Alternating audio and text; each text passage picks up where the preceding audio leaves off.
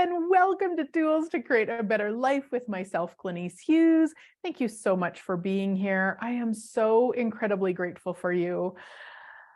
How lies are killing your possibilities. Now, this is a topic that I couldn't have spoke to about 10 years ago.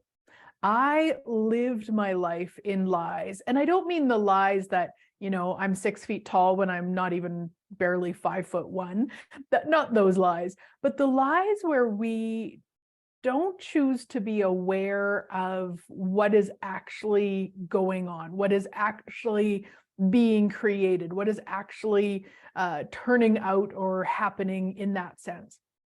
So what I mean is, if something is going on, let's say, I'll use weight, for example.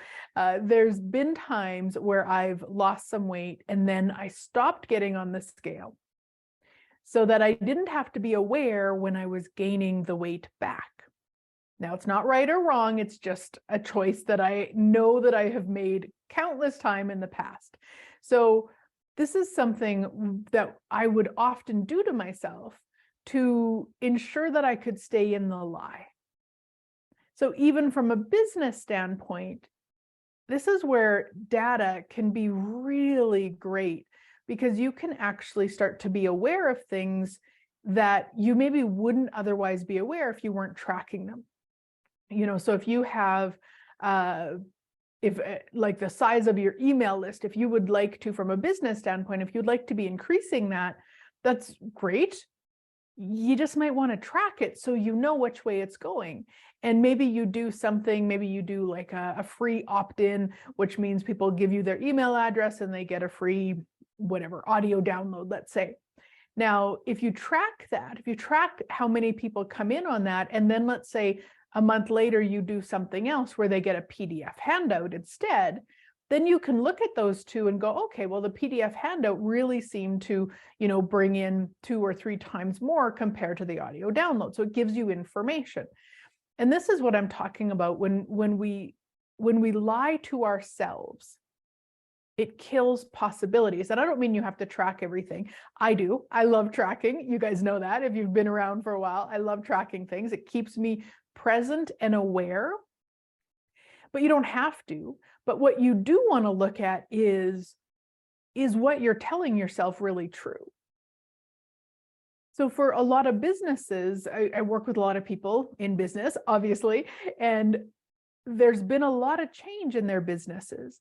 And what I have seen, and even for myself, what I have seen is the quicker we become aware of that, the quicker we let ourselves know that, the quicker that we can then become aware of the possibilities and what else we might like to choose, what else we could change, what else is possible.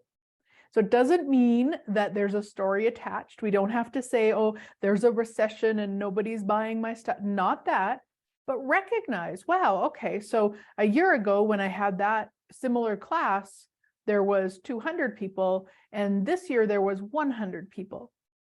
So we get curious. Okay, so what is that? The thing that I look at for myself with a lot of that, and this kind of sounds funny, is I look at, is it still fun for me? Because we can get into kind of this idea that what we're doing is, and once it works, that we should just keep doing it. What if that's not the case?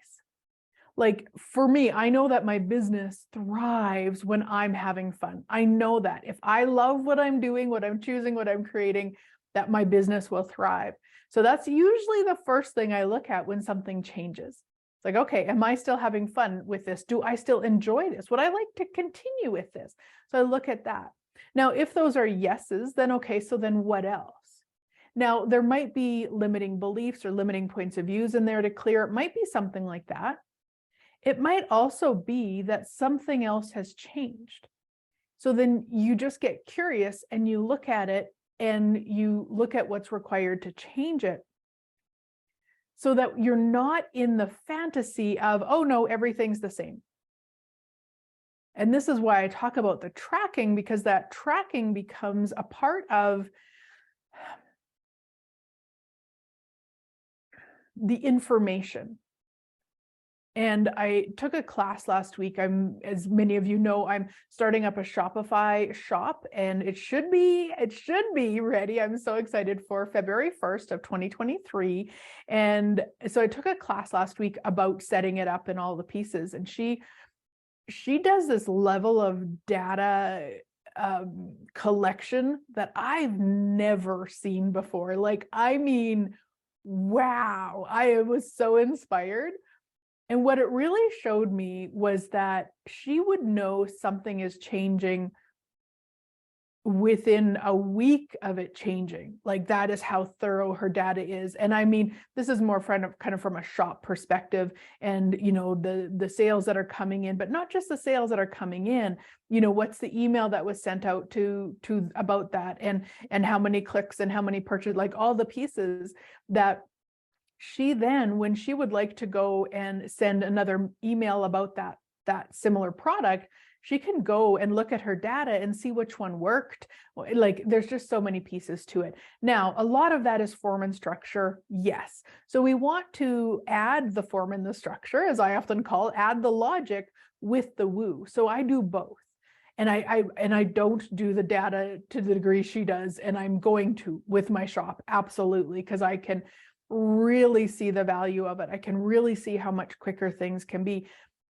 However, with the question, with the woo in there, with following the energy, the lightness, and really like merging them together even more, so that we're not in the fantasy of, and let's be honest, usually the fantasy is that either, oh, everything's perfect the way it is, if it isn't.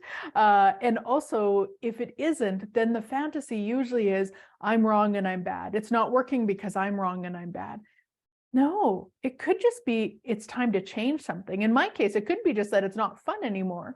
So it's time to change something. Instead of it being like some personal, like I'm wrong and bad and that's why it changed. No, it's probably I'm just not having fun anymore. And as soon as that fun changes for me, man, I show myself very quickly. So really looking at that in your own life, and being willing to be honest with you about, one, if you're having fun with whatever it is, but also the awareness. This is where, again, the tracking, and, you know, I've talked a lot about tracking money. So I track the money that comes in, I track the money that goes out. I have a very clear awareness of our money, so that I can also be aware of when things like that start to shift and change, so that I'm not shocked. Now, I do that because I used to not. I used to call it my head up my ass. In fact, we have a radio show called Get Your Head Out of Your Ass about this back from May 2014. I remember that clearly because it was when I actually chose to get clear about my money, so that I wasn't shocked anymore. I wasn't shocked when this, you know, huge credit card bill would come in and be like, what? How did that happen? How did that happen? No. Now I'm aware of it all. I'm tracking it. And the level of space and peace by tracking things, for me anyway, it's huge. Now, you may not enjoy starting, you know, getting it started or setting it up or whatever, but just recognize that if it's something that you are kind of living in the lies or living in the fantasies of things being the way they aren't, check in with yourself as to maybe there's way more possibilities when you're willing to be aware of what it is, whatever it is. I mean, I've talked about money and business and weight. I mean, you can use it on anything. Again, you don't have to track it.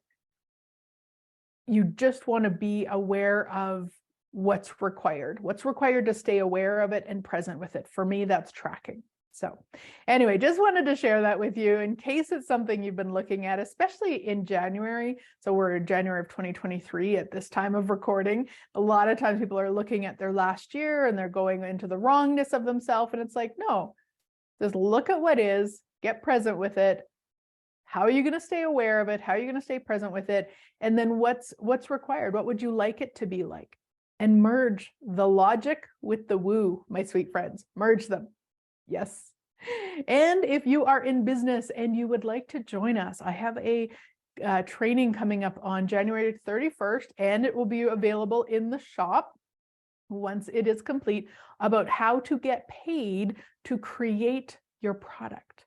Yes, and there's lots of different pieces to it. So there'll be a link above or below. You can check it out.